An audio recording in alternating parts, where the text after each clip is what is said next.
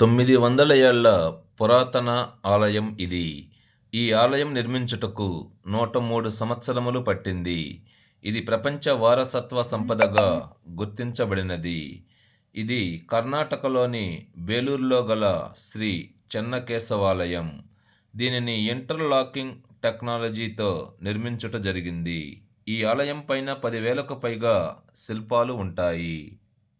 ఈ ఆలయమును 12వ శతాబ్దంలో విష్ణువర్ధన మహారాజు హోయసలరాజు నిర్మించారు.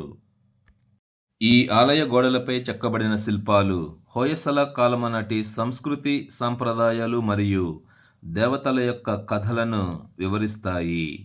ఈ ఆలయంలో గల శిల్పాలు భక్తులతో మాట్లాడుతూ ఉన్నట్లుగానే ఉంటాయి.